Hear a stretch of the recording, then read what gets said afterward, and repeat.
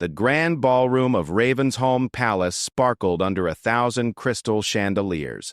Golden light danced across marble floors as nobles from across the kingdom gathered for the most important celebration of the year, Princess Sophia's 8th birthday. The young princess, with her bright blue eyes and golden curls, was the beloved daughter of King Alexander and the late Queen Isabella, who had died 3 years earlier in a tragic accident. The palace had not seen such joy since the queen's passing. Servants rushed about with silver trays of delicate pastries and goblets of sparkling cider. Musicians played gentle melodies from the gallery above, while children laughed and played in the side chambers. Everything seemed perfect for the little princess who had brought light back into the kingdom's heart. But in the shadows of the celebration, tension simmered like a pot about to boil over. Queen Victoria, who had married King Alexander just 18 months ago, stood near the throne wearing a stunning emerald gown that matched her calculating green eyes. She was beautiful. There was no denying that. But her beauty came with a cold edge that made even the bravest courtiers uncomfortable. Victoria had arrived at court as a distant cousin from a neighboring kingdom, presenting herself as the perfect solution to a grieving king's loneliness. What the court didn't know was that Victoria had spent months planning her approach. She had studied the king's habits, learned about his late wife's favorite things, and carefully crafted a personality that would appeal to his broken heart. Her marriage to Alexander wasn't born of love. It was born of ambition and a hunger for power that ran deeper than the kingdom's ancient wells. Princess Sophia had never warmed to her new stepmother, despite Victoria's public displays of affection. The child seemed to sense something that the adults missed, the way children often do. She would grow quiet when Victoria entered a room, and her bright smile would fade into politeness. This behavior frustrated Victoria immensely, especially since winning over the princess was crucial to her larger plans. The kingdom loved Princess Sophia with a devotion that bordered on worship. She reminded them of Queen Isabella's kindness and grace, and many saw her as the rightful heir to the throne, despite the kingdom's traditional preference for male successors. If Victoria could turn the court against the princess, or better yet, find a way to remove her from the line of succession entirely, then any children Victoria might have with the king would face no competition for the crown. As the birthday celebration reached its peak, Victoria put her carefully planned scheme into motion. She had spent weeks preparing for this moment, studying the princess's schedule, identifying the perfect opportunity, and arranging for witnesses who would support her version of events. The plan was elegant in its simplicity. During the traditional birthday speech, when all eyes would be on Princess Sophia, Victoria would create a situation that would make the child appear unstable, ungrateful, and unfit for future leadership. She had arranged for certain lords and ladies to be positioned strategically around the room, ready to spread whispers about whatever scene would unfold. Victoria had even gone so far as to plant suggestions in the king's mind over the past few days. Casual comments about how difficult it must be for a young girl to handle the pressure of being heir to the throne. Gentle observations about how emotional and unpredictable children could be when facing stress. Seeds of doubt that would bloom into full concern when the evening's events unfolded exactly as Victoria intended. Captain Marcus Sterling of the Royal Guard stood at attention near the main doors, his trained eyes constantly scanning the room for any signs of danger. He was a man of 35 years, with kind brown eyes and a gentle manner that contrasted sharply with his impressive physical presence. Marcus had served the royal family for over a decade, first under Queen Isabella and now under the new regime. Unlike many in the court, Marcus had never been fooled by Victoria's charm. His job required him to observe people carefully, to notice the small details that others might miss. He had seen the way Victoria's smile never quite reached her eyes when she looked at Princess Sophia. He had noticed how the queen's kindness seemed to evaporate the moment she thought no one was watching. Most troubling of all, Marcus had observed several private meetings between Victoria and certain ambitious nobles, meetings that stopped abruptly whenever he or other loyal guards approached. His instincts, honed by years of protecting the royal family, told him that something was very wrong. Tonight, those instincts were screaming. Marcus watched as Victoria moved through the crowd, speaking quietly with Lord Pemberton and Lady Ashworth, two nobles known for their loose tongues and love of gossip. He saw her glance repeatedly at the ornate clock on the mantelpiece, as if timing something important. Most concerning of all, he noticed that several of her allies had positioned themselves in a perfect circle around where Princess Sophia would soon stand to give her traditional birthday address. The princess herself seemed unusually nervous tonight. She kept close to her governess, Miss Eleanor, and flinched slightly whenever Victoria approached. Marcus had learned to read the child's moods over the years. She was typically confident and joyful during public events, loving the chance to interact with the people of her kingdom. Tonight's anxiety was completely out of character. As the evening progressed, Marcus found himself moving closer to the area where the princess would soon speak. He couldn't shake the feeling that he was about to witness something terrible, something that would change the course of the kingdom forever. The musicians began to play the traditional birthday fanfare, signaling that it was time for Princess Sophia's speech. The crowd gathered in a large circle around the small platform that had been erected in the center of the ballroom. The princess walked forward on unsteady legs, her usual confidence replaced by visible nervousness. King Alexander smiled proudly at his daughter from across the room, completely unaware of the trap that was about to spring. He had been distracted all evening by conversations with visiting dignitaries, missing the subtle signs that Marcus had been tracking all night. Victoria positioned herself directly behind the princess, close enough to whisper in her ear if needed. Her face wore an expression of motherly concern, but Marcus could see the anticipation glittering in her green eyes. Whatever she had planned was about to happen. Princess Sophia cleared her throat and began to speak in her sweet, clear voice. "My dear friends and subjects, thank you all for celebrating my birthday with me tonight. This year has been..." She paused, looking confused for a moment, as if she had forgotten her words. This was strange. The princess was an excellent public speaker for her age, having been trained since early childhood.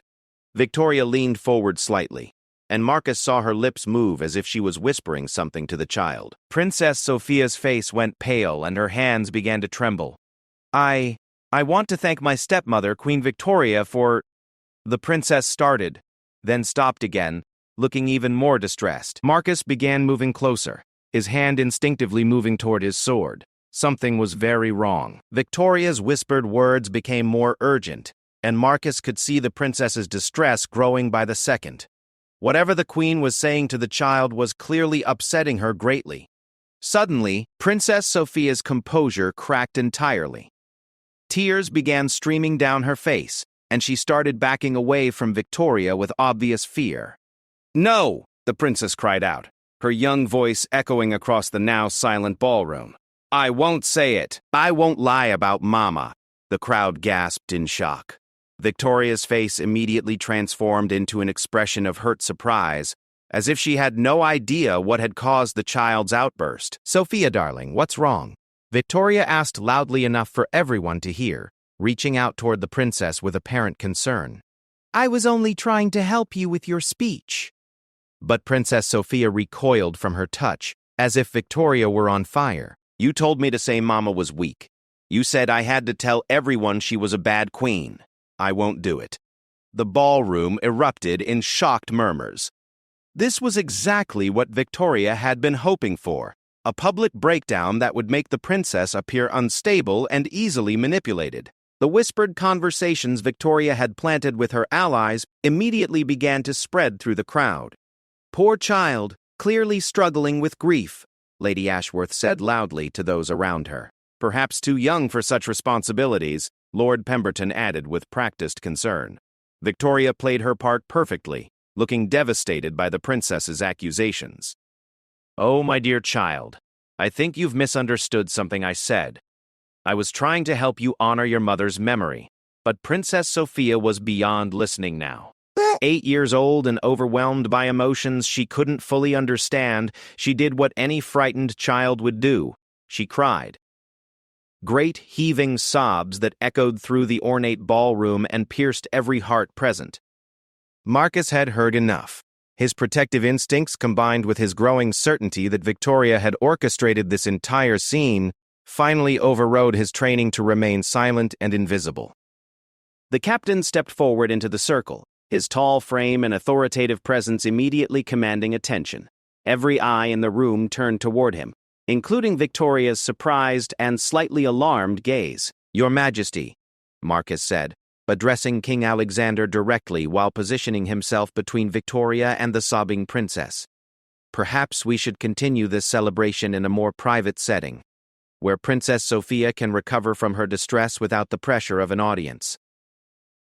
King Alexander, who had been frozen in shock at his daughter's outburst, seemed to snap back to awareness. He began moving toward the platform, concern etched across his features. But Victoria, seeing her carefully laid plans beginning to unravel, made a crucial mistake. Instead of gracefully accepting Marcus's suggestion, she allowed her frustration to show. "Captain Sterling," she said with icy authority, "I am perfectly capable of handling my stepdaughter's emotional difficulties. Please return to your post." Her tone was sharp and commanding in a way that revealed her true nature to anyone paying attention. This wasn't the voice of a concerned mother figure. This was the voice of someone whose authority was being challenged at the worst possible moment. Marcus didn't move. Instead, he knelt down beside Princess Sophia, speaking to her in the gentle tone he had always used with her since she was a tiny child. "Princess," he said softly, "would you like me to take you to see your favorite portrait of Queen Isabella? I think your mother would want you to know how proud she would be of you tonight." The simple kindness in his voice, combined with the mention of her beloved mother, helped Princess Sophia begin to calm down. She looked up at Marcus with tearful but trusting eyes and nodded. As Marcus stood to escort the princess away from the crowd, Victoria made her second crucial mistake. Desperate to regain control of the situation, she reached out and grabbed Princess Sophia's arm. "She stays here," Victoria said firmly. "As queen, I decide what's best for her."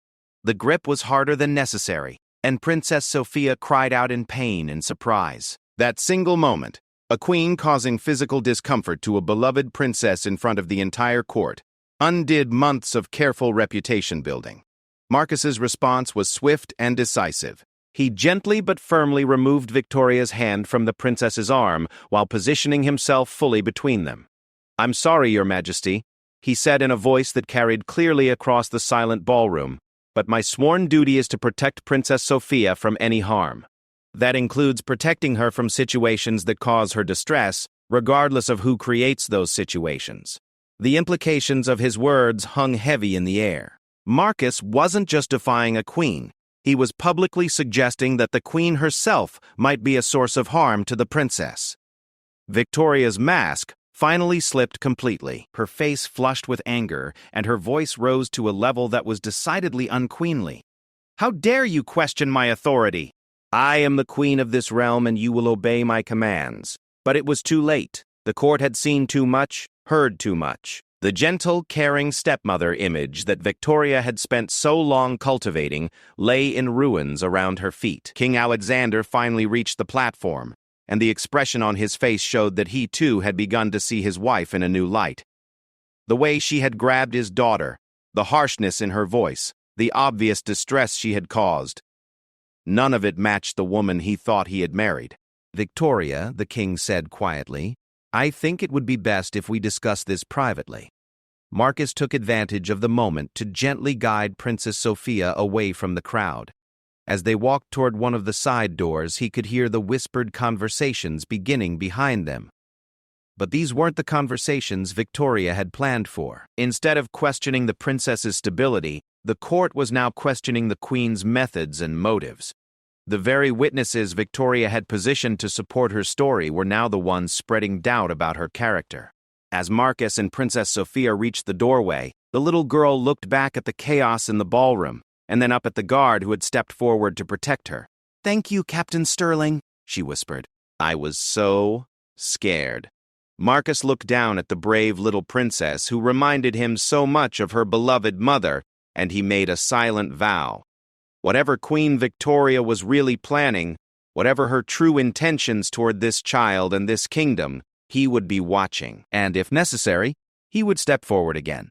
The first part of Victoria's plan had indeed fallen apart, but Marcus knew this was far from over. A woman who would manipulate a child's grief for political gain wouldn't give up after one failed attempt.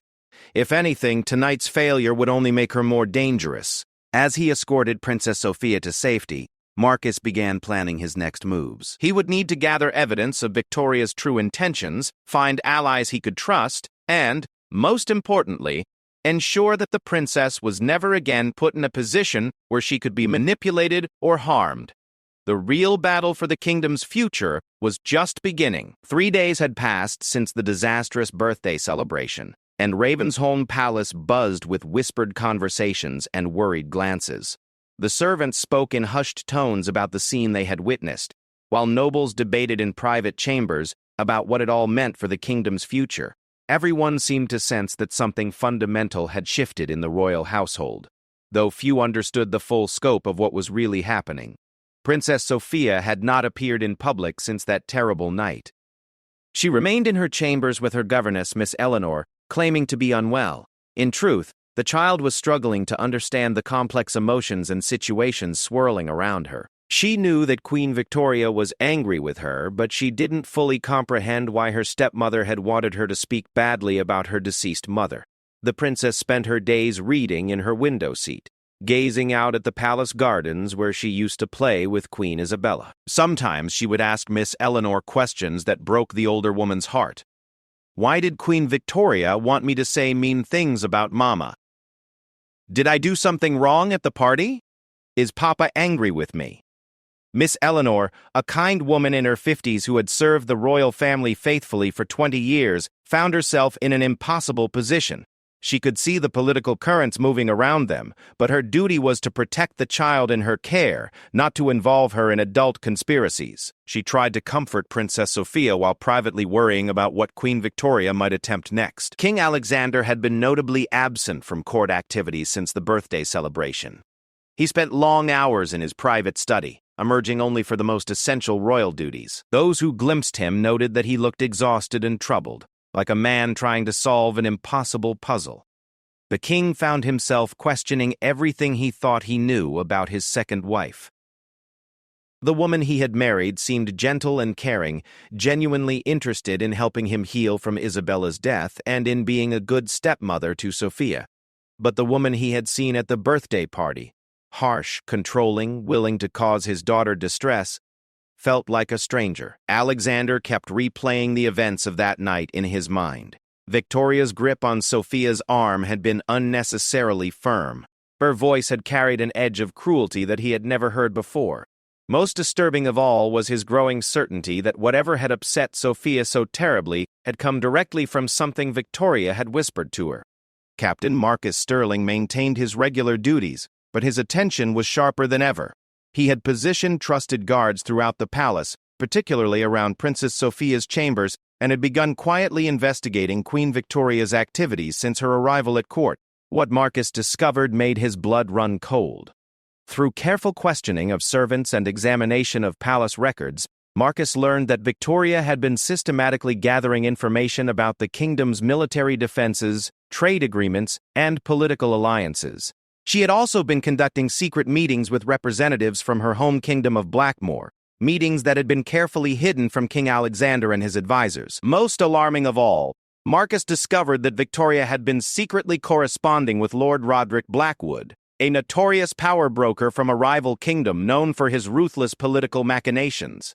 The letters, which Marcus had managed to intercept through a network of loyal servants, revealed a conspiracy that went far deeper than simple stepmother jealousy. Victoria hadn't married King Alexander for love or even for personal ambition. She was part of a larger plot to weaken Ravensholm from within, making it vulnerable to conquest by hostile neighbors. Princess Sophia, as the beloved heir to the throne, represented the greatest obstacle to this plan. A kingdom that adored its young princess would fight to the death to protect her.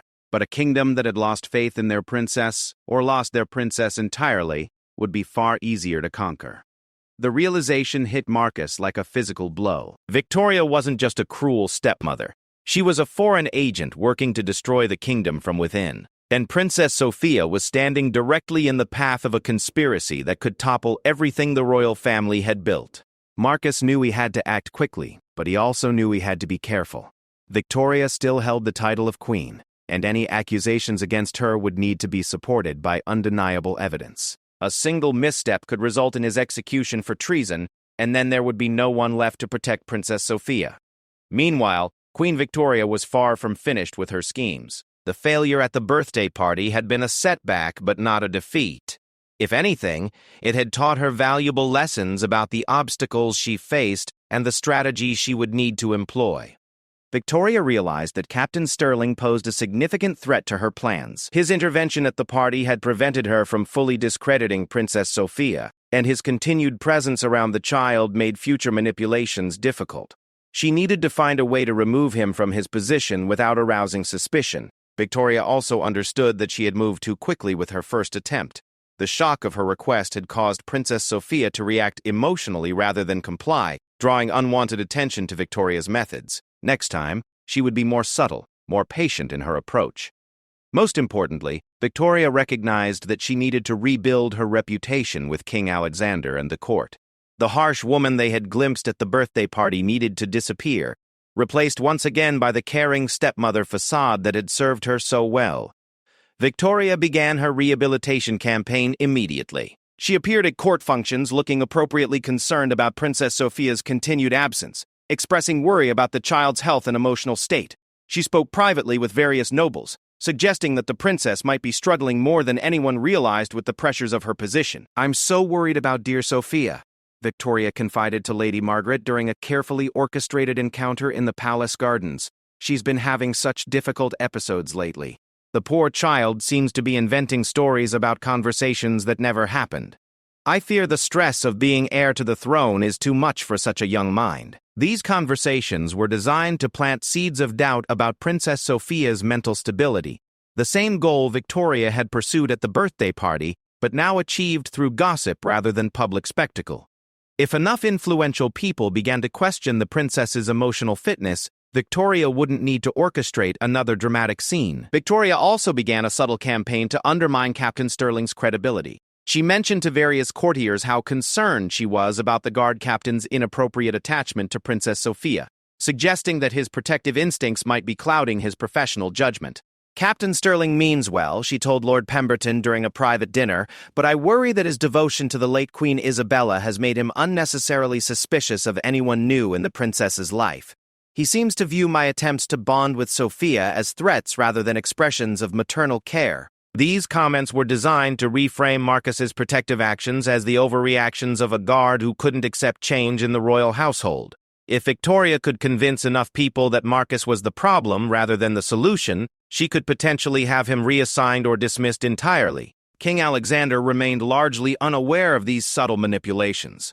Consumed by his own doubts and concerns, he was struggling to process the events at the birthday party while maintaining his royal responsibilities. Victoria was careful to present her most sympathetic face to him, expressing hurt and confusion about Princess Sophia's rejection, while maintaining that she only wanted what was best for the child.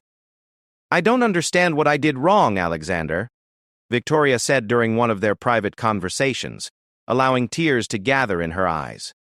"I've tried so hard to be a good mother to Sophia, but she seems determined to resist any connection between us.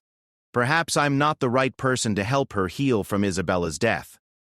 These conversations served multiple purposes.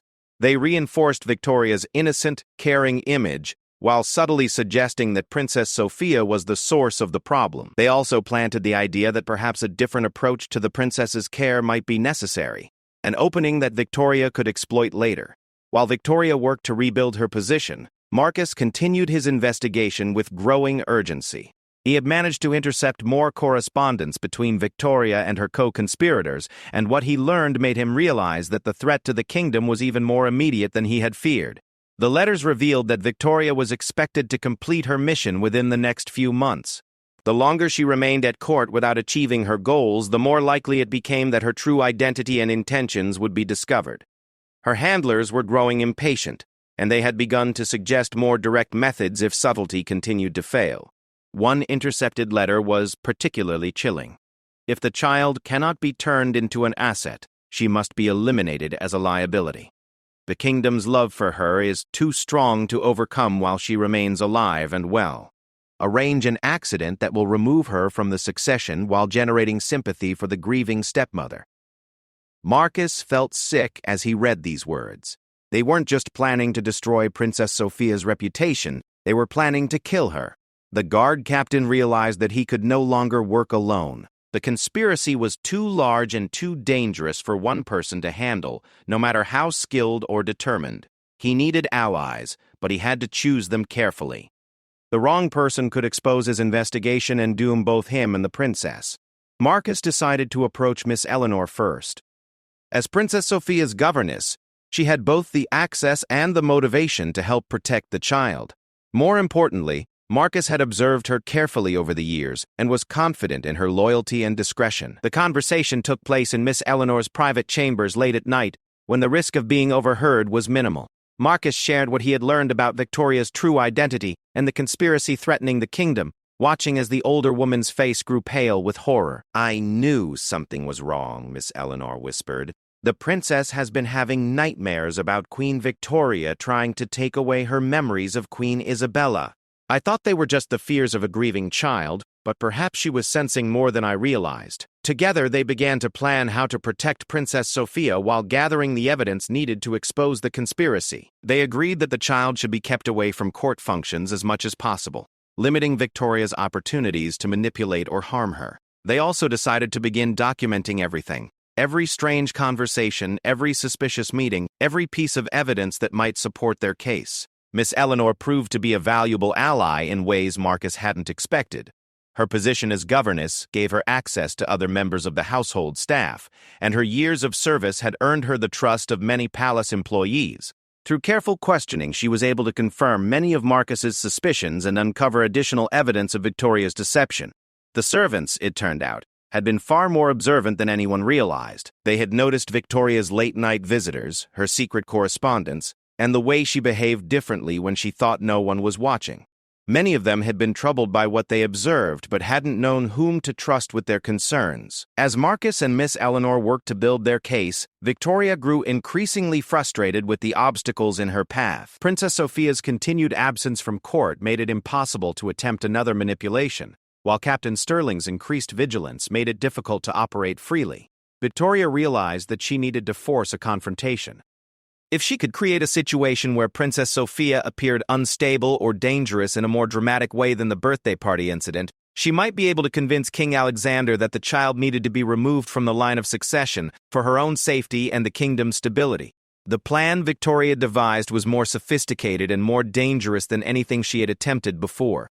She would need to orchestrate events carefully, timing them to coincide with a major court function where maximum witnesses would be present. And this time, she would make sure that Captain Sterling couldn't interfere with her plans. Victoria began by suggesting to King Alexander that Princess Sophia should make a public appearance to reassure the kingdom that she was well.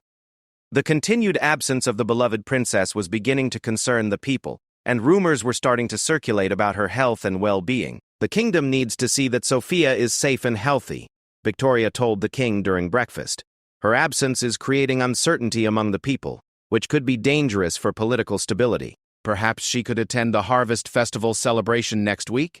It would be the perfect opportunity to show that everything is normal in the royal household." King Alexander, who had been feeling guilty about his daughter's withdrawal from public life, agreed that it would be good for her to resume her royal duties. He had no idea that by doing so, he was delivering his daughter directly into the hands of the woman who meant to destroy her. Victoria smiled as she began to plan the details of what would be Princess Sophia's final public appearance as heir to the throne. This time, there would be no guard captain stepping forward to protect her. This time, the princess's cries would serve Victoria's purposes perfectly. The stage was set for a confrontation that would determine not just the fate of Princess Sophia, but the future of the entire kingdom. The Harvest Festival was Ravensholm's most beloved celebration, marking the end of the growing season and the beginning of the winter preparations. For weeks, the kingdom's citizens had been decorating their homes with golden wheat sheaves and colorful autumn leaves, preparing special foods and planning the traditional dances that would fill the palace courtyard with joy and music. This year, however, the festival carried special significance. Word had spread throughout the kingdom that Princess Sophia would make her first public appearance since her birthday celebration, and people traveled from the farthest corners of the realm to see their beloved young princess. The anticipation was palpable as hundreds of citizens gathered in the palace grounds, their faces bright with excitement and relief that their princess was well. Princess Sophia herself was nervous about the upcoming event, but she was also eager to see her people again. The past week had been lonely and confusing for the 8-year-old, and she missed the warmth and love she felt when interacting with the kingdom's citizens. Miss Eleanor had spent considerable time helping her prepare for the festival, practicing the traditional greeting she would give and the short speech she would deliver about the harvest's abundance. What neither Princess Sophia nor Miss Eleanor knew was that Queen Victoria had been making preparations of her own. Victoria had spent the week since convincing the king to allow the princess's appearance in carefully orchestrating what she intended to be the final act in her campaign to destroy Sophia's reputation. This time, she would leave nothing to chance. The Queen's first move was to arrange for Captain Marcus Stirling to be called away from the palace on what appeared to be urgent business. She had convinced Lord Pemberton, who remained loyal to her despite his growing doubts, to report intelligence about potential threats near the kingdom's eastern border. The report was convincing enough to require the captain of the guard's immediate attention, yet vague enough that his investigation would take him far from the palace for several crucial hours. "I understand this is terrible timing," Victoria had said to King Alexander when presenting the intelligence report, "but we cannot ignore potential threats to the kingdom, even during our celebrations." Captain Stirling is the only one with the experience to assess this situation properly. King Alexander, always concerned about the kingdom's security, had immediately ordered Marcus to investigate. The guard captain had been reluctant to leave Princess Sophia during her first public appearance, but his duty to protect the entire kingdom superseded his personal concerns about any one individual, even the princess. Before departing, Marcus had sought out Miss Eleanor to express his worries about leaving the princess during such a vulnerable time. The governess shared his concerns, but they both knew that disobeying a direct order from the king would only play into Victoria's hands by making Marcus appear insubordinate. "Watch her carefully," Marcus had instructed Miss Eleanor. "Stay close to the princess at all times, and don't let Queen Victoria separate you from her, no matter what reason she gives. If anything seems wrong, anything at all, find a way to signal the other guards immediately." Miss Eleanor had promised to remain vigilant, but she couldn't shake her worry that sending Marcus away at this particular moment was more than mere coincidence.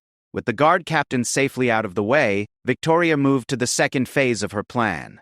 She had arranged for several of her allies among the noble families to be positioned strategically throughout the festival crowd, ready to witness and later testify to whatever scene she was about to create. These nobles had been carefully selected for their influence and their willingness to spread gossip throughout the kingdom. Victoria had also made more sinister preparations.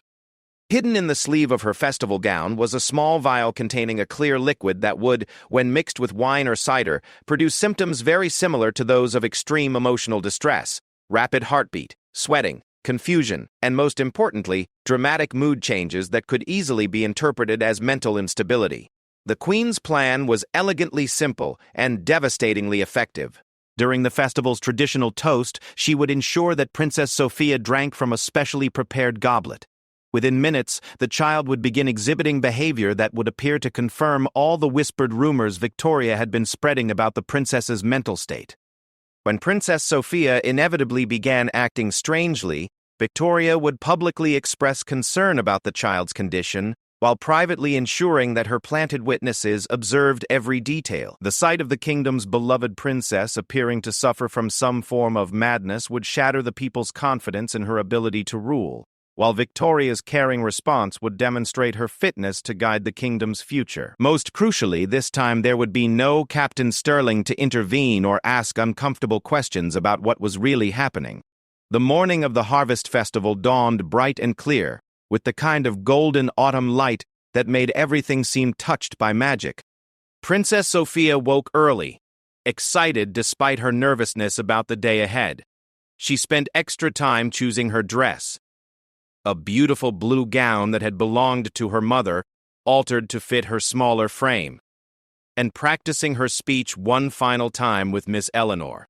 "Remember, Princess," Miss Eleanor said as she helped arrange Sophia's golden curls, "speak clearly and from your heart.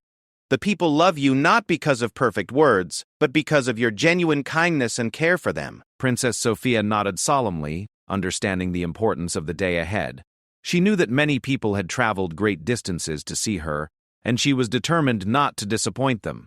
As the festival preparations reached their peak in the late afternoon, the palace courtyard transformed into a wonderland of autumn celebration. Tables groaned under the weight of traditional harvest foods, roasted root vegetables, fresh baked bread, apple tarts, and wheels of aged cheese. Musicians tuned their instruments while dancers practiced their steps, and children ran between the adults with painted faces and crowns made of colorful leaves. Queen Victoria appeared in the courtyard wearing a stunning golden gown that caught the afternoon light beautifully. She moved through the crowd with practiced grace, speaking kindly to citizens and nobles alike, playing her role as the caring stepmother and beloved queen. To outside observers, she appeared to be the perfect royal figure, dignified, approachable, and genuinely interested in her people's welfare. But Miss Eleanor, watching from her position near the royal platform, noticed the subtle signs that others missed. Victoria's smiles never quite reached her eyes, and her attention kept drifting to the small table where the traditional toast goblets had been arranged. Most telling of all was the way Victoria's hand occasionally moved to her sleeve, as if checking to ensure that something hidden there remained secure. As the sun began to set, casting the courtyard in the warm, golden light that gave the festival its magical atmosphere, King Alexander appeared with Princess Sophia at his side. The crowd erupted in cheers and applause as they saw their beloved princess looking healthy and beautiful, her earlier absence forgotten in the joy of the moment. Princess Sophia's face lit up at the warm reception from her people. She waved enthusiastically and smiled with genuine happiness as she walked through the crowd with her father, stopping to speak with children who had traveled to see her and accepting small gifts of flowers and autumn leaves from grateful citizens. Victoria watched this display of mutual affection between the princess and her subjects with carefully concealed frustration. The child's popularity was even stronger than she had anticipated, which made her removal from the succession even more crucial to the success of the larger conspiracy. As the formal portion of the festival began, Princess Sophia took her place on the royal platform to deliver her prepared speech. Her voice carried clearly across the courtyard as she spoke about the kingdom's gratitude for the abundant harvest and her hopes for a peaceful and prosperous winter season. "My dear people," Princess Sophia said, her young voice filled with genuine emotion, "as we celebrate the gifts of this harvest season, I want you to know how grateful I am for your love and support. You are not just subjects of this kingdom. You are my extended family, and I promise to work every day to be worthy of your trust." The crowd responded with enthusiastic applause and calls of affection for their young princess. Victoria noticed with growing alarm how completely the people adored the child and how naturally Sophia commanded their respect and attention. This only reinforced her determination to proceed with her plan. As the speech concluded and the celebration moved toward the traditional harvest toast, Victoria made her move. She approached the table where the ceremonial goblets had been prepared, taking advantage of a moment when the servants were distracted by the crowd to make a quick substitution. The goblet intended for Princess Sophia was replaced with an identical one that Victoria had prepared earlier, one whose contents would soon transform the joyful celebration into a nightmare of confusion and fear. Miss Eleanor, despite her vigilance, was momentarily distracted when a group of excited children approached to ask questions about Princess Sophia's dress. By the time she looked back toward the table, Victoria had already completed her preparation and was moving away with an expression of innocent anticipation. King Alexander called for the traditional harvest toast, and servants began distributing the ceremonial goblets to the royal family and honored guests. Princess Sophia accepted her goblet with a smile, completely unaware that it contained anything other than the spiced cider that was traditional for the festival. Victoria raised her own goblet and proposed the toast with words that would later seem grimly prophetic: "To the future of our kingdom, and to the wisdom to know what changes must come for the good of all." The crowd raised their own cups and goblets, echoing the toast with enthusiasm. Princess Sophia drank deeply from her goblet, enjoying the sweet taste of the cider and the warmth of being surrounded by her people's love. Victoria watched carefully as the princess drank, calculating the time it would take for the substance to begin affecting her behavior. According to her information, the changes would begin gradually. A slight flush to the cheeks, perhaps some fidgeting or restlessness, before progressing to the more dramatic symptoms that would serve her purposes. The festival continued around them with music and dancing as the sun set completely, and torches were lit throughout the courtyard. Princess Sophia remained on the platform, watching the celebrations with obvious delight and occasionally clapping along to the traditional songs. Then, exactly as Victoria had anticipated, the first signs of change began to appear. Princess Sophia touched her cheek, looking confused by the warmth she felt there.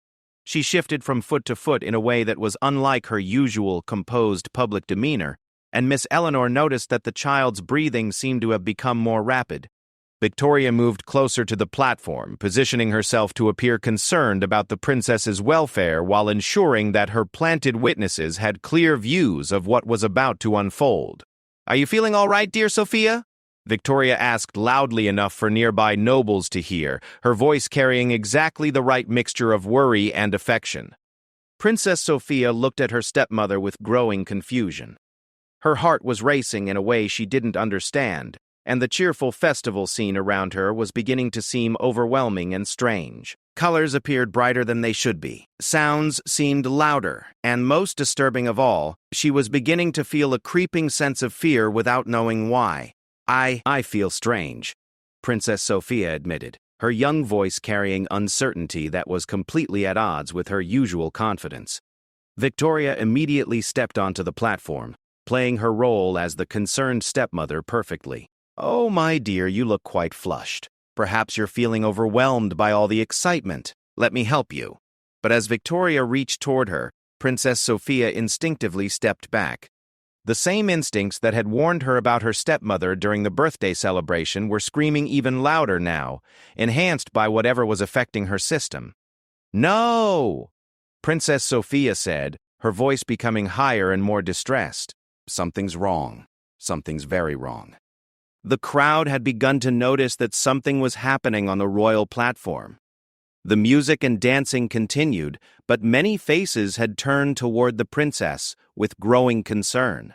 Victoria seized the moment perfectly. "Sophia, darling, you're starting to worry our guests. Perhaps you should sit down and rest for a moment."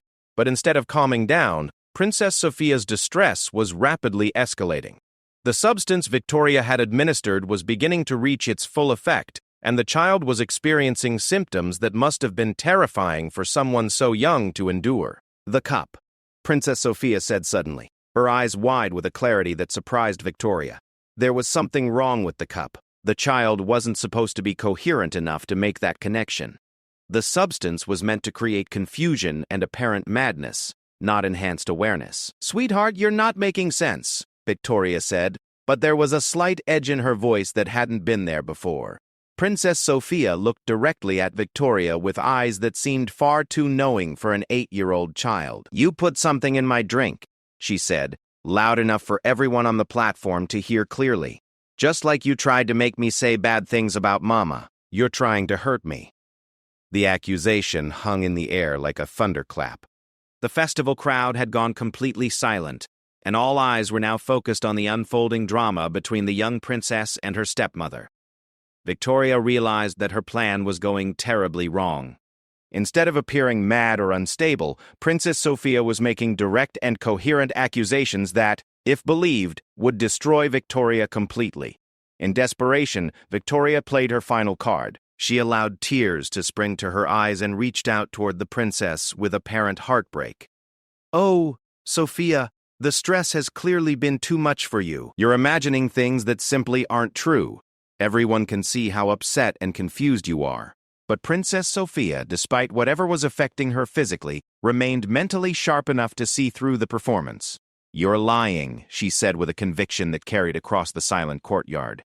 "You're lying about everything." At that moment, just as Victoria's carefully constructed plan seemed to be crumbling beyond repair, a commotion arose at the edge of the crowd. Captain Marcus Sterling had returned to the palace earlier than expected, having realized that the threat he had been sent to investigate was false. Racing through the crowd toward the platform, Marcus took in the scene with the trained eye of someone who had been expecting trouble. He saw Princess Sophia's obvious distress, Victoria's frustrated expression, and the tension radiating through the gathered nobles and citizens. But this time, Marcus was not alone. He was accompanied by two other figures who would change everything: Sir Edmund Blackthorne, the kingdom's chief magistrate, and Lord Chancellor William Ashford, King Alexander's most trusted advisor. The trap that Victoria had set was about to spring shut, but not on the person she had intended to catch. The appearance of Captain Sterling, Sir Edmund, and Lord Chancellor Ashford at the Harvest Festival was no coincidence. Marcus had spent his abbreviated journey to the eastern border putting together pieces of a puzzle that had been troubling him for weeks. When he discovered that the supposed threat he had been sent to investigate was completely fabricated, he realized that Victoria had deliberately arranged his absence. Racing back toward the palace, Marcus had made a crucial decision. Instead of confronting Victoria alone, he would need witnesses whose authority and integrity could not be questioned. Sir Edmund Blackthorne and Lord Chancellor Ashford were two of the most respected men in the kingdom, and their presence would give weight to whatever accusations Marcus might need to make. The three men had arrived at the festival just in time to hear Princess Sophia's clear accusation that Victoria had put something in her drink. The crowd's shocked silence and Victoria's obvious distress made it clear that something serious was unfolding. Marcus immediately took charge of the situation with the calm authority that had served him well throughout his career. "Your Majesty," he said, addressing King Alexander directly, "I believe Princess Sophia requires immediate medical attention. With your permission, I would like to have the court physician examine her at once." King Alexander, who had been frozen in shock at his daughter's accusations, seemed to snap back to awareness. "Yes, of course. Send for Dr. Hartwell immediately." Victoria realized that having the court physician examine Princess Sophia could expose everything she had done. If Dr. Hartwell detected the substance she had administered, all her careful planning would be destroyed. "Surely that's not necessary," Victoria interjected quickly. "The child is clearly overwhelmed by the excitement of the day. What she needs is rest and quiet, not more people poking and prodding at her." But Sir Edmund had been watching Victoria's reactions carefully, and her reluctance to allow medical examination only increased his suspicions. "Your Majesty," he said to the king, "given the serious nature of Princess Sophia's claims, I believe a medical examination would be prudent. If there is truly nothing wrong, the examination will provide reassurance to all." Lord Chancellor Ashford nodded in agreement. "The princess has made specific accusations about her drink being tampered with. These claims must be investigated thoroughly, both to protect the princess and to clear Queen Victoria's name if these accusations prove unfounded." Victoria found herself trapped by the very logic she might have used in other circumstances. To continue objecting to the medical examination would make her appear guilty, but allowing it would provide evidence of her crimes. Meanwhile, Princess Sophia was struggling with the physical effects of whatever substance Victoria had given her. Her heart was racing, her hands were shaking, and she felt alternately hot and cold in ways that frightened her. But her mind remained clear enough to understand what was happening around her. "Please," Princess Sophia said to her father, her young voice carrying a desperation that cut through everyone present. "Please don't let her near me anymore. I'm scared of what she might do." The simple, heartfelt plea from his daughter struck King Alexander like a physical blow. Looking at his child, flushed, trembling, clearly terrified of the woman he had married, he began to see the situation with new eyes. "Captain Sterling," the king said quietly, "please escort Queen Victoria to her chambers while we sort this out. She will remain there until we understand what has happened here tonight." Victoria's face went white with shock. Being placed under what amounted to house arrest was not something she had anticipated in any of her scenarios. "Alexander, surely you don't believe these wild accusations from an obviously disturbed child." "I believe my daughter deserves to feel safe," King Alexander replied, and there was a steel in his voice that Victoria had never heard before. "Until we determine what has caused her distress, you will remain in your quarters." As guards moved to escort Victoria from the platform, she made one final desperate attempt to salvage her position. "This is exactly what I've been trying to tell everyone," she called out loudly enough for the crowd to hear. "The child is clearly not well. These paranoid fantasies prove that she's not fit to inherit the throne." But her words had the opposite effect from what she intended. Instead of casting doubt on Princess Sophia's mental state, they revealed Victoria's true priorities. Even in a moment when the child was obviously in distress, Victoria's first concern was removing her from the line of succession. The crowd's murmurs reflected their growing understanding that something was very wrong with their queen's behavior. Captain Sterling, recognizing the dangerous mood developing among the people, quickly moved to restore order. "Citizens of Ravensholm," Marcus called out in his clear, commanding voice, Princess Sophia is receiving the best possible care, and the truth of tonight's events will be thoroughly investigated. For now, please continue to enjoy the festival while we attend to these matters." The crowd's respect for Captain Sterling and their love for Princess Sophia kept the situation from spiraling into chaos, but it was clear that word of the evening's events would spread throughout the kingdom within hours. Dr. Hartwell arrived quickly and began his examination of Princess Sophia in a private chamber adjacent to the festival courtyard. The physician was a man of 60 years, with extensive experience in detecting various poisons and substances, skills that had unfortunately become necessary in his years of royal service. Within minutes of his examination, Dr. Hartwell's expression had grown grave. Princess Sophia's symptoms: elevated heart rate, dilated pupils, slight trembling, and reports of enhanced sensory awareness, pointed to a specific type of substance that was known in certain circles as a tool for creating apparent madness. "Your Majesty," Dr. Hartwell said to King Alexander, "Princess Sophia has definitely ingested something that is not normally present in festival cider. The substance appears to be designed to create symptoms that mimic extreme emotional distress or mental instability, but it is not immediately dangerous to her health." The physician's words confirmed what many had already begun to suspect. Victoria had indeed tampered with Princess Sophia's drink, intending to make the child appear unfit to rule. Sir Edmund immediately took charge of the investigation. "We need to examine Princess Sophia's goblet and any others that may have been prepared specially for the royal family. We also need to question the servants who prepared the drinks and anyone who had access to them." The goblet that Princess Sophia had used was quickly located and secured for examination. More importantly, Miss Eleanor revealed that she had witnessed Victoria near the drink table at a time when she appeared to be doing something other than simply selecting a goblet. "I saw Queen Victoria handling multiple cups," Miss Eleanor testified. "She appeared to be very particular about which one she chose, and she spent longer at the table than would be normal for someone simply selecting a drink." Captain Marcus Sterling added his own observations about Victoria's behavior in recent weeks, including the suspicious meetings he had witnessed and the convenient timing of his being called away from the palace on false business. As the evidence mounted, King Alexander found himself confronting the horrible reality that the woman he had married and trusted with his daughter's welfare had been systematically plotting against his family and kingdom. The investigation continued through the night as Sir Edmund and his assistants gathered evidence and testimony. By dawn, they had built an overwhelming case against Victoria that went far beyond the evening's poisoning attempt. The intercepted letters that Marcus had been collecting were examined and authenticated. Victoria's secret meetings with foreign agents were confirmed by multiple witnesses.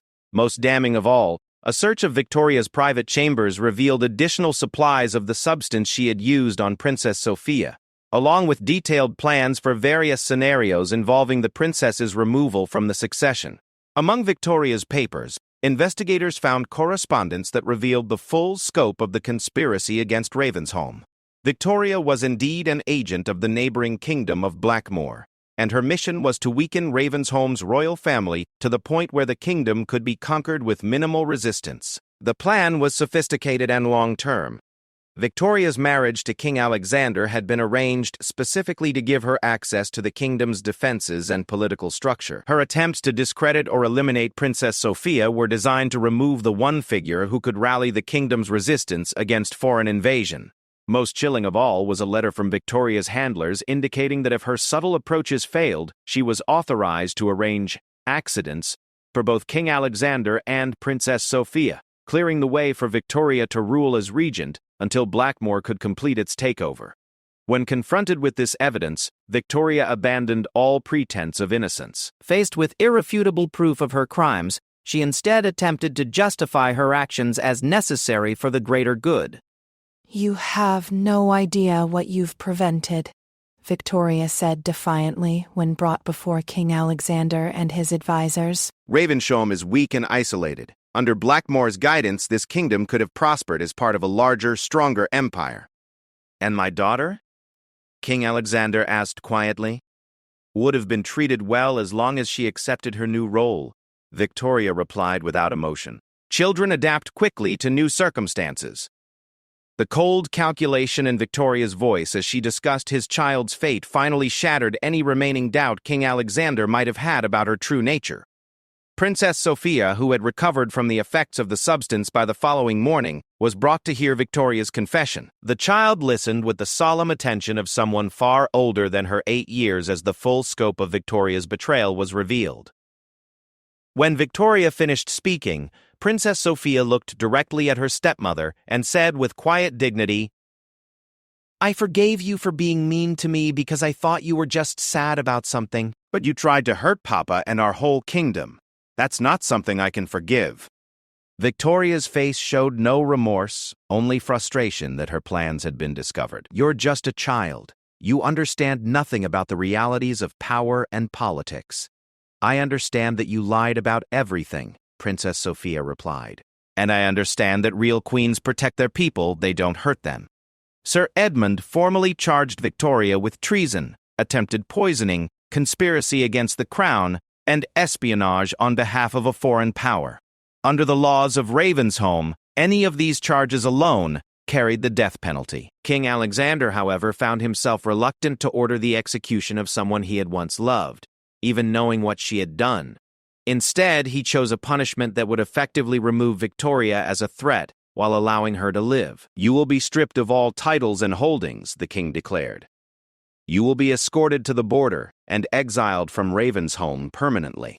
If you ever return to this kingdom, the sentence of death will be carried out immediately." Victoria accepted this sentence with the same cold calculation she had shown throughout her exposure. Exile was preferable to execution, and she still had contacts in other kingdoms who might find use for her particular skills. As Victoria was led away under heavy guard, Princess Sophia asked her father a question that showed wisdom beyond her years. "Papa, how will we know who to trust now?" King Alexander knelt down to his daughter's level and took her small hands in his. "We'll be more careful about watching people's actions instead of just listening to their words. And we'll remember that the people who truly care about us will prove it through their behavior over time." Captain Marcus Sterling, who had been standing nearby, stepped forward and knelt beside the king. "Your Majesty, Princess Sophia, I swear by my honor that I will never fail to protect you again. The signs were there, and I should have acted sooner." Princess Sophia looked at the guard captain who had saved her twice now and smiled with genuine affection. "You did protect me, Captain Sterling. You stepped forward when I needed you most, and you brought the people who could help us find the truth." The crisis was over, but its effects would ripple through the kingdom for months to come. The people of Ravensholm had learned that their beloved royal family had come closer to destruction than anyone had imagined, and their gratitude for Princess Sophia's survival was matched only by their determination to ensure such a thing never happened again. More importantly, Princess Sophia herself had learned valuable lessons about leadership, trust, and the difference between those who serve power and those who serve the people. These lessons would serve her well in the years to come as she grew into the queen her kingdom needed her to be. 6 months had passed since Queen Victoria's exile from Ravensholm, and the kingdom was slowly healing from the trauma of discovering how close they had come to losing everything they held dear. The spring season brought with it a sense of renewal and hope that had been missing from the palace halls for far too long. Princess Sophia had grown significantly during these months, not just in height but in wisdom and confidence. The trials she had endured had tested her in ways no 8-year-old should have to face, but they had also revealed a strength of character that impressed everyone around her. She carried herself with a new dignity while maintaining the warmth and kindness that had always endeared her to the people. The princess had resumed her public duties with enthusiasm, but now approached them with a more thoughtful understanding of their importance. She no longer saw royal functions as mere ceremonies but as opportunities to connect with her people and understand their needs and concerns. King Alexander had also changed in the months since Victoria's betrayal. The experience of nearly losing his daughter and his kingdom had sobered him, but it had also strengthened his resolve to be the king his people deserved. He spent more time listening to his advisors, particularly those like Captain Sterling and Lord Chancellor Ashford, who had proven their loyalty through their actions rather than their words. Most importantly, the king had developed a much closer relationship with Princess Sophia. He now made time for daily conversations with his daughter, not just about her studies and duties, but about her thoughts, her fears, and her dreams for the future. These talks had revealed to him just how remarkable his young daughter truly was. "Papa," Princess Sophia had said during one of these conversations, Do you think Queen Victoria was always bad, or did she become bad because she wanted power so much? King Alexander had been impressed by the thoughtfulness of the question. I think she made choices that led her further and further away from goodness, he had replied. Power can be like a poison if someone wants it for the wrong reasons. Then how do we make sure I don't become like that when I'm queen? Princess Sophia had asked with genuine concern. By remembering that being a ruler means serving your people, not ruling over them, the king had answered, and by surrounding yourself with people who will tell you the truth, even when it's difficult to hear. Captain Marcus Stirling had been promoted to Lord Commander of the Royal Guard, a position that recognized both his exceptional service during the crisis and the trust the royal family now placed in him. His first act in his new role had been to completely reorganize the palace's security procedures, ensuring that no future threats could penetrate the royal household so deeply without detection. Marcus had also taken on an additional unofficial role as Princess Sophia's mentor in matters of security and judgment. He spent time teaching her how to observe people's behavior, how to recognize when someone might be trying to manipulate or deceive her, and most importantly, how to trust her own instincts when something felt wrong. Your instincts about Queen Victoria were correct from the very beginning, Marcus had told her during one of their lessons. You sensed that something was wrong even when all the adults around you were fooled. That's a gift, Princess, but it's one you must learn to trust and develop. Princess Sophia had proven to be an excellent student in these matters. She approached the lessons with the same seriousness she brought to her other studies, understanding that her ability to judge character correctly would be crucial to her effectiveness as a future ruler. Miss Eleanor had been officially appointed as the princess's chief tutor and advisor, a role she had been fulfilling informally for years. Her loyalty during the crisis had earned her the complete trust of the king, and her gentle wisdom continued to guide Princess Sophia's education and development.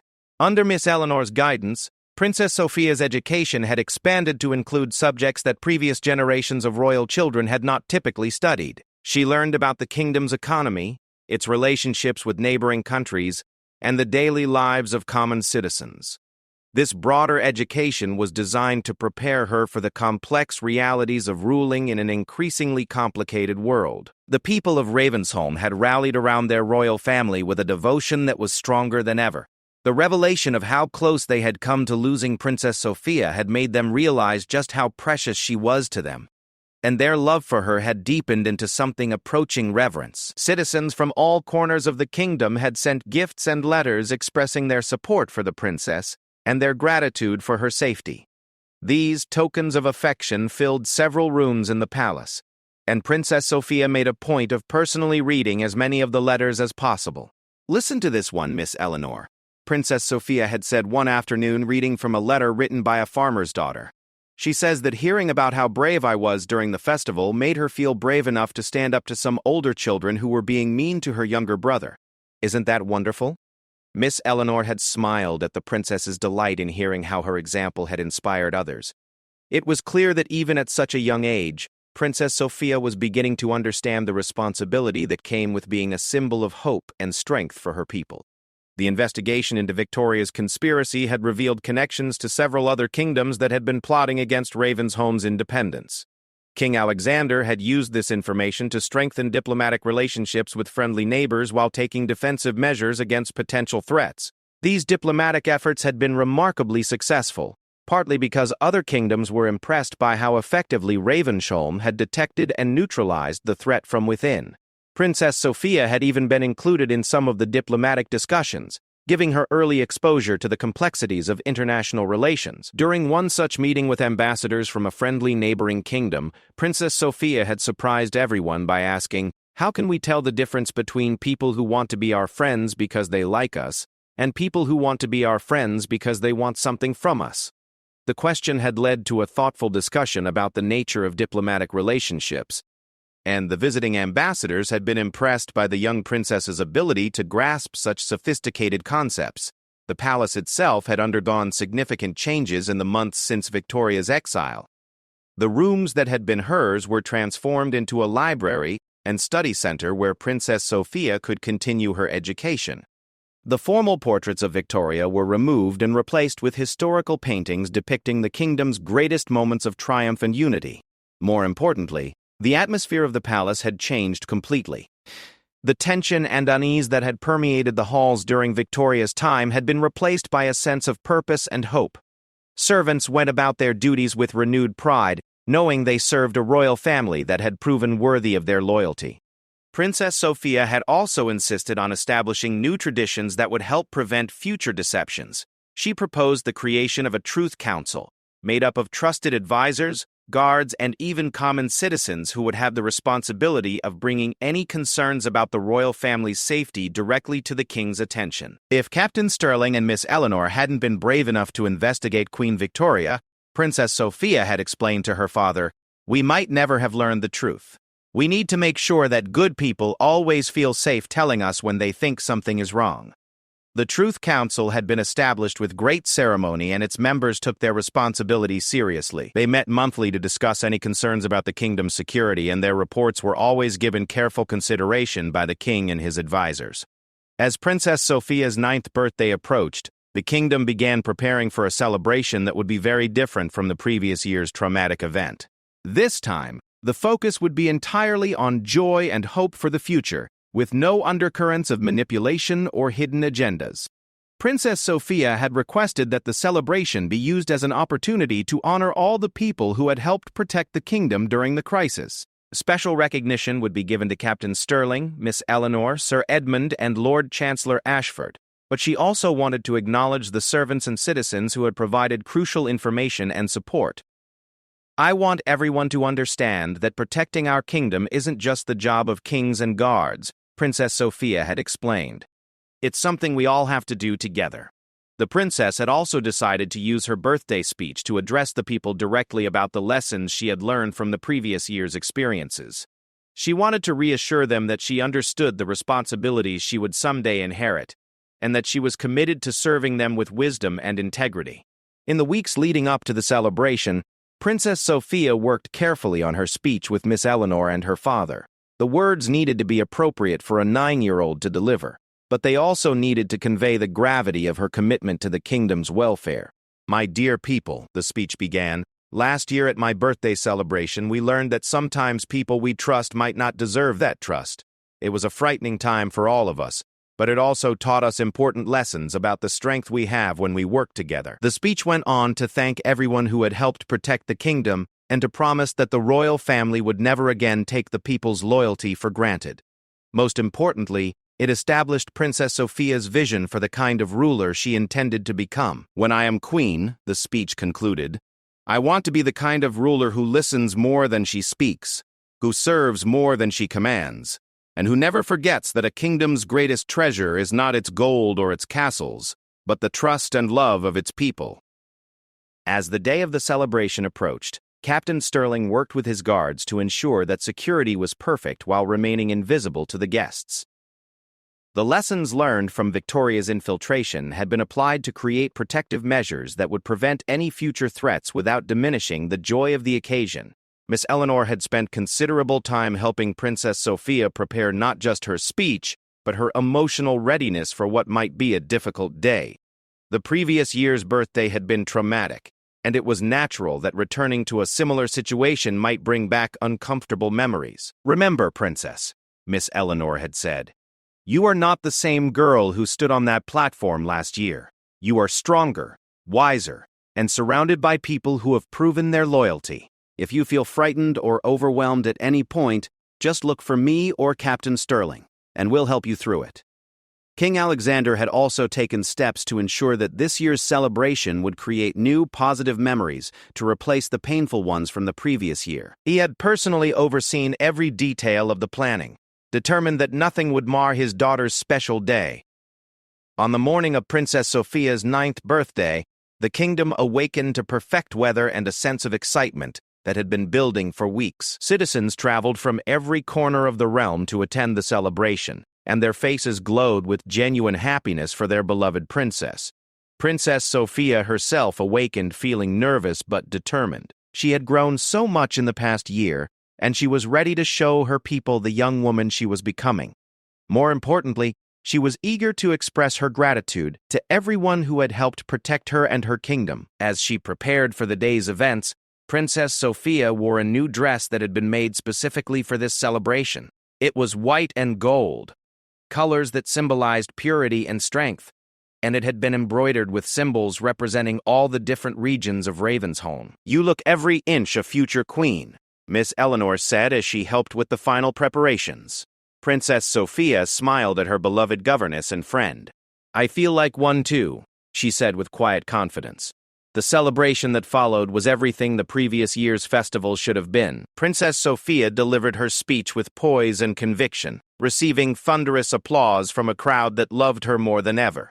The honors bestowed on the heroes of the previous year's crisis were received with genuine emotion, and the entire event was infused with a spirit of gratitude and hope. As the sun set on Princess Sophia's 9th birthday, the kingdom of Ravensholm stood stronger and more united than it had been in years.